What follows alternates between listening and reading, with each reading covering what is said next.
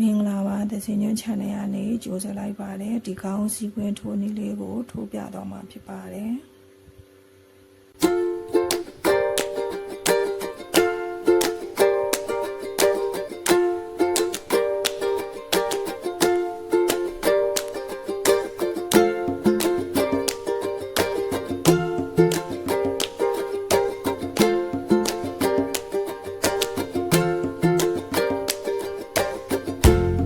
စီကွင်းထိုးဖို့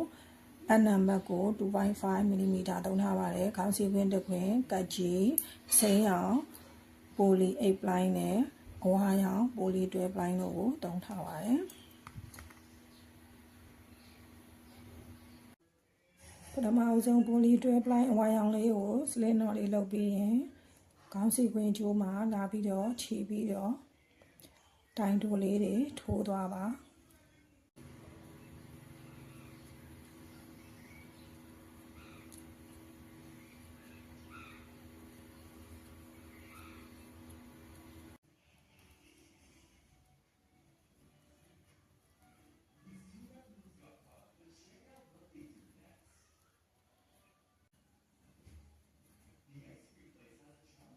လေးတွေတစ်ဖက်လည်းထိုးပြီးသွားပြီတိုင်တိုလေးတွေတစ်ဖက်လည်းထိုးပြီးသွားပြီဆိုရင်ရှည်ဆုံးကတိုင်တိုလေးမှာလာပြီးတော့ slip stick လေးနဲ့ရှက်ကော်လေးနဲ့ပိတ်လိုက်ပါမယ်ရှက်ကော်လေးနဲ့ပိတ်ပြီးပြီဆိုရင်ချိန်5ခုနဲ့3 4 5ချိန်5ခုထိုးမယ်ထိုးပြီးလို့ရှိရင်ဒီနှစ်3ပေါင်မြောက်မှာတိုင်တိုလေးနဲ့လာပြီးချိတ်ပါမယ်ချိတ်ပြီးရင်နောက်ထပ်ချိန်5ခုထိုးပါမယ်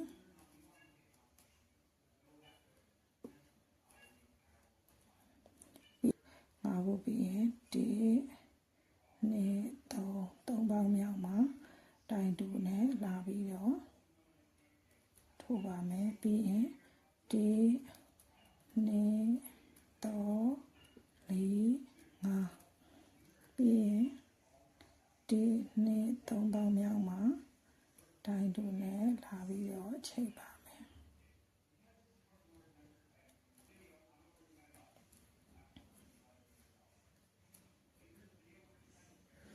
ဒီလိုမျိုးခွင်းလေးတွေကိုတစ်ပတ်လည်းအပြည့်ထိုးသွားပါနော်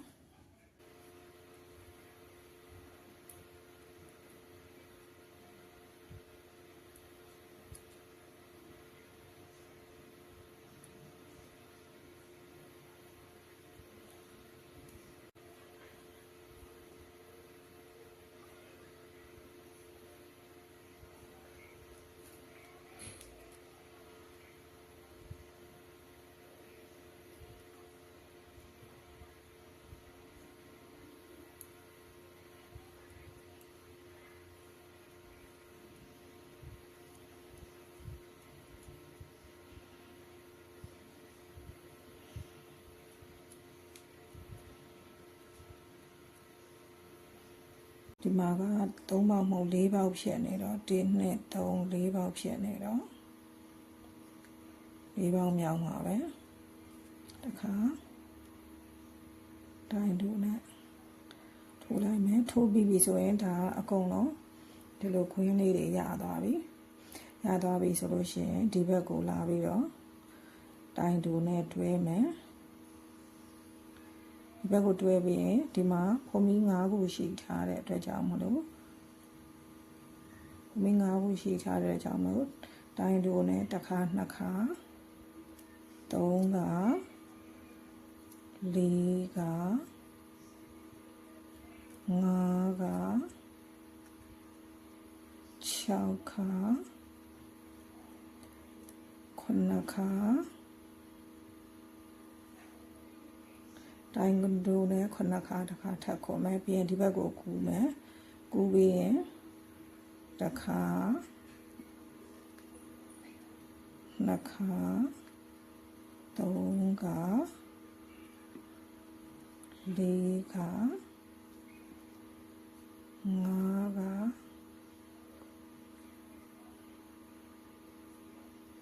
6ခါ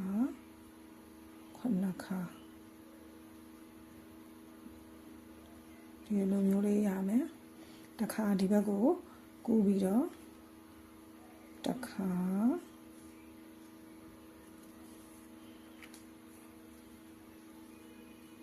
နှစ်ခါ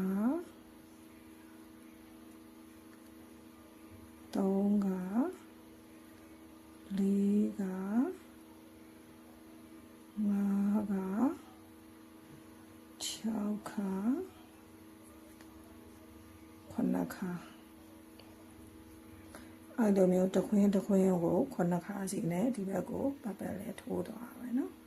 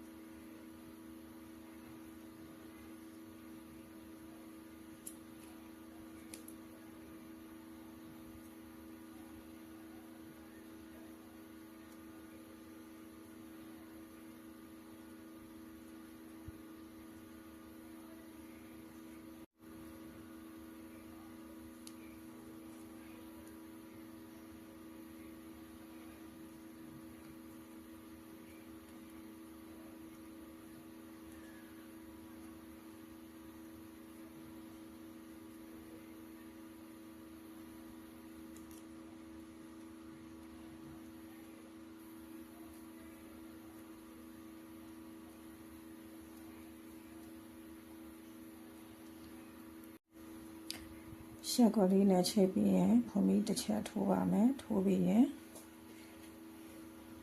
ဖြတ်ချလိုက်ပါမယ်ဒါဆိုရင်ခေါင်းစီခွင်းအဝါနဲ့ကထိုးလို့ပြီးသွားပြီ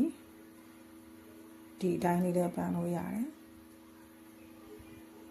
ဒါမဲ့ပြီးရင်ဒီအစိမ်းလေးကိုလည်းသုံးပြပြီးတော့ထိုးမယ်ပိုလီအိတ်ပလိုင်းအစိမ်းလေးကိုသုံးပြီးထိုးပါမယ်ဆေးရံလေးကိုသုံးမယ်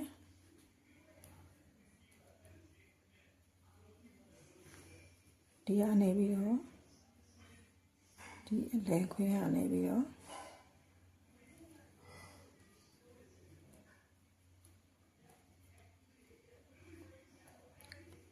6 1 2 3 4 5ခုချိန်5ခုလောက်ပြီးတော့ဒီဘက်အလဲခွင်းမှာလာပြီးတော့တိုင်တူလေးနဲ့ထိုးလိုက်မယ်ဒီအခွင်းလေးကိုနောက်တစ်ခါ1 2 3 4 5ချိန်5ခုနဲ့ဒီမှာလာပြီးတော့ပတ်ပြီးတော့ဒီနေရာမှာတိုင်တူလေးနဲ့ပတ်လိုက်မယ်နောက်တစ်ခါ1 2 3 4 5ခုဒီနားမှာတိုင်တူလေးနဲ့ပတ်လိုက်မယ်တိုင်တူလေးနဲ့ထိုးလိုက်မယ်အဲ့ဒါဆိုရင်ဒီလိုမျိုးလေးဖြစ်သွားမယ်ခွင်းလေးရဒီလိုမျိုးလေးဖြစ်မယ်ဒီတောက်လျှောက်ပတ်လဲလေးကိုထိုးပြရမယ်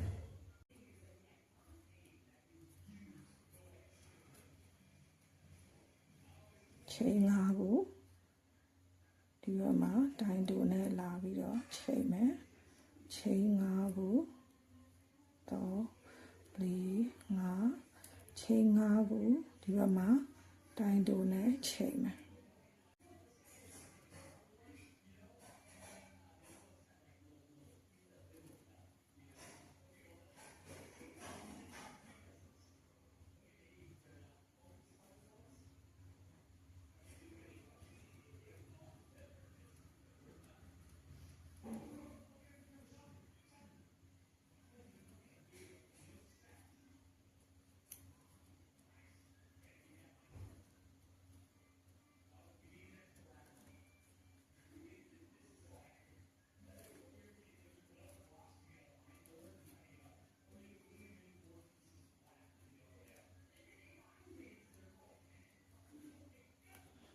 ပြီးရင်နောက်ဆုံးတစ်ခေါက်ကိုရှက်ကော့လေးနဲ့ချိန်လိုက်မယ်ချိန်ပြီးရင်ဒီလိုလေးရလာမယ်ဒီလိုခွင်းလေးရလာမယ်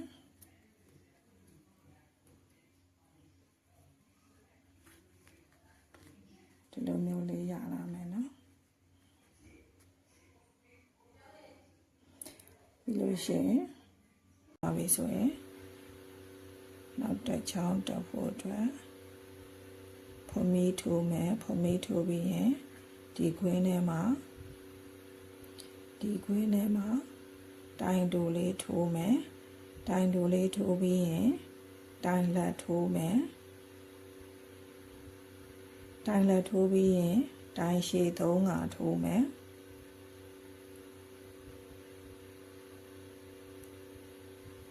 တစ်ခါ2 ခါ3 ခါတိုင်လက်3 ခါထိုးပြီးပြီဆိုရင်ဖုံမီ3 ချက်တက်မယ်1 2 3 ချက်ဖုံမီ3 ချက်တက်ပြီးရင်ဒီခွင်းထဲမှာဒီကော့လေးလုပ်မယ်လုပ်ပြီးရင်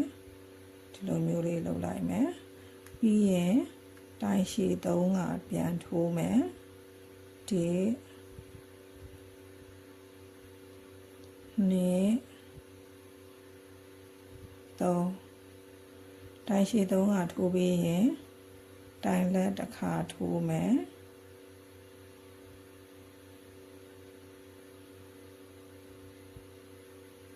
တိုင်လက်တစ်ခါထိုးပြီးရင်တိုင်တူတစ်ခါထိုးမယ်ဒါဆိုရင်ဒီလိုပုံစံလေးရလာမယ်ပြီးရင်ဒီဘက်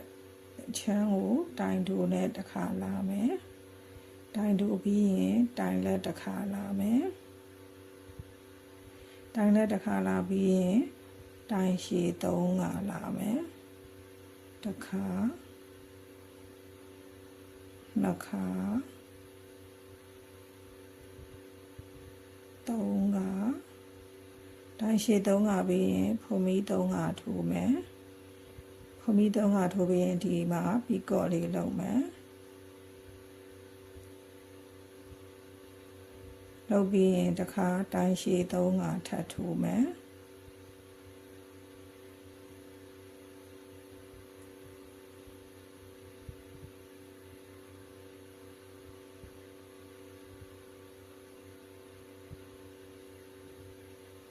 တိုင်ရှည်3 ကပြီးရင်တိုင်လက်တစ်ခါထိုးမယ်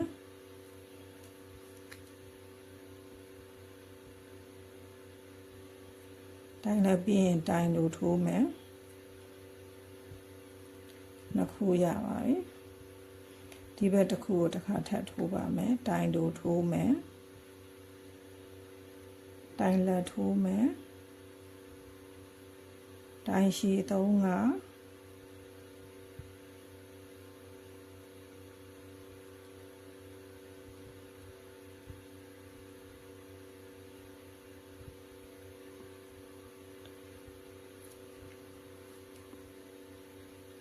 ဖုံမီ3 ခု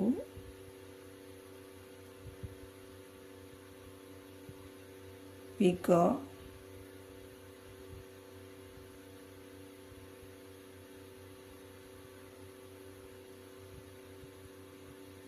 တိုင်းရှည်3က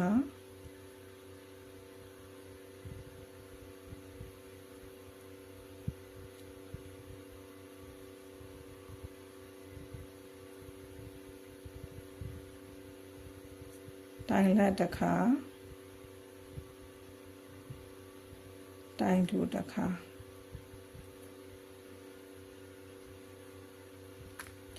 ဒီလိုပုံစံမျိုးဒီဘက်ကနေထောက်လျှောက်ဒီခွင်းပတ်လည်းထိုးရပါမယ်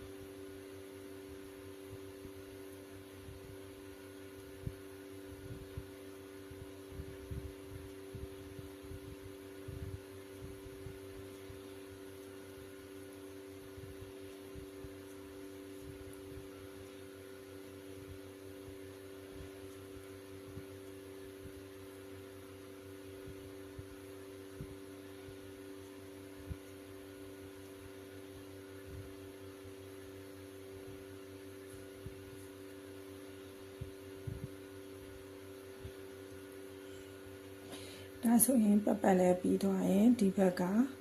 အစာလေးမှာလာပြီးတော့ရှက်ကော်လေးနဲ့ပိတ်မယ်ပိတ်ပြီးရင်ဖုံမီတစ်ချက်ထိုးပြီးတော့စာတိတ်လိုက်ပါမယ်ပြီးရင်ဒီဘက်မှာ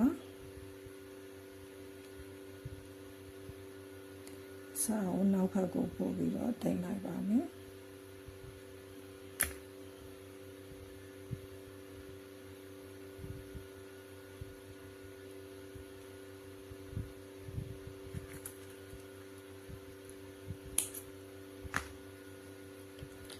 ဒါဆိုရင်